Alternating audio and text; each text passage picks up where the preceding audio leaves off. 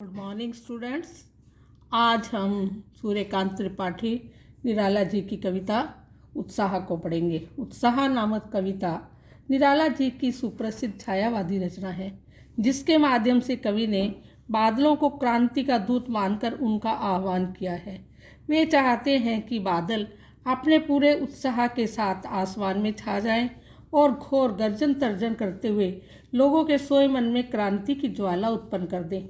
कवि ने जहाँ एक ओर बादलों का कल्याणकारी रूप प्रस्तुत किया है और उन्हें कल्याणकारी तथा धरती का ताप हरने वाला बताया है, वहीं दूसरी ओर बादलों से क्रांति लाने का भी आह्वान किया है, ताकि लोग क्रांति लाने के लिए उत्साहित हो जाएं।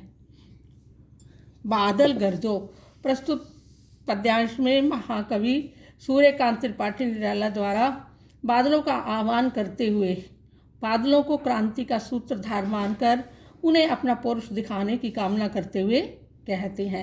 वे बादल का आह्वान करते हुए कह रहे हैं कि बादल गरजो, हे बादल तुम गर्जना करते हुए आ जाओ, घेर घेर घोर गगन धाराधर ओ, और तुम क्या है उमड़ घुमड़ कर आओ और ऊंची आवाज़ करते हुए आकर के संपूर्ण संसार को, संपूर्ण आकाश को घेरते हुए छा जाओ।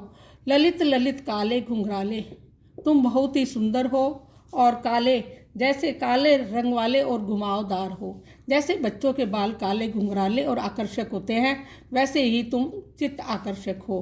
बाल कल्पना कैसे पाले, जैसे बच्चों की कल्पनाएं असीम अनंत और विस्तृत होती हैं, उसी प्रकार से तुम भी असीम और अनंत हो। विद्युत छवि उर में कवि नव जीवन वाले, और तुम्हारे अंदर क्या है, बिजली की कांति छिपी हुई है। और तुम जिस प्रकार से एक कवि नया साहित्य के द्वारा समाज को नया रूप प्रदान करने वाला होता है, वैसे ही तुम समाज को नया रूप प्रदान करने वाले हो। वज्र छिपा नूतन कविता फिर भर दो, और तुम्हारे अंदर वज्र के समान कठोर गर्जना छिपी हुई है। तुम अपनी इस गर्जना से फिर लोगों के अंदर नई भावनाओं का संचार कर दो।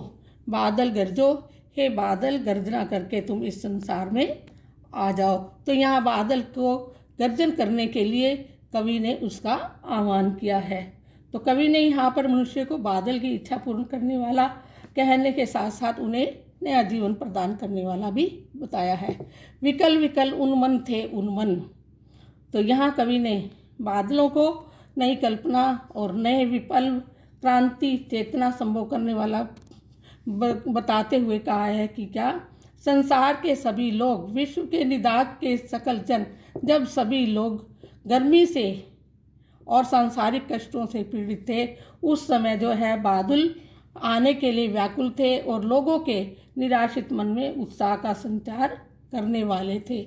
आए अज्ञात दिशा से अनंत के घन, और हे बादल तुम इस धरती पर किसी अज्ञात दिशा से आए और तुम्हारा इस धरती पर आगमन हुआ। तुमने इस धरती की तप्त धरा और इस गर्म धरती को जल बरसा करके शीतल कर दो। जिस प्रकार से कहते हैं कि एक कवि समाज के मतभेदों को समाप्त करके संसार में शांति का वातावरण स्थापित करता है, उसी प्रकार से तुम भी वर्षा के द्वारा इस संसार में शीतलता को प्रदान करो। बादल गरजो, हे बादल तुम गर्जना करके जो है इस संसार के लोगों को क्रांति के भाव उनके मन में जागृत कर दो। तो यहाँ पर कवि ने बादलों को मानव के कष्ट निवारक के रूप में दर्शाया है। अब हम इसमें अलंकार देखेंगे। घेर घेर घोर में अनुप्रास, ललित ललित में पुनरुक्ति प्रकाश, बाल कल्पना के से पाले में उपमा अलंकार, विद्युत छवि में रूपक अलंकार, विकल विकल में पुनरुक्ति प्रकाश, आए अज्ञात दिशा से मानवीकरण अलंकार। और यहाँ पर जो है बादल गरजो, तो यहाँ पर बादलों का जो है मानवीकरण भी किया गया है।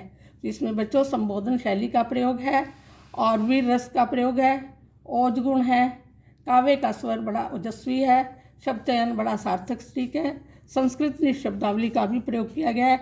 कुछ संस्कृत के शब्द इस प्रकार हैं: विद्युत छवि उर नवजीवन निदाग तप्त धरा आदि अनेक संस्कृत के शब्दों का भी प्रयोग किया गया है। और मुक्तक छंद का प्रयोग है, खड़ी बोली है। बच्चों आपको ये कविता समझ आ गई होगी।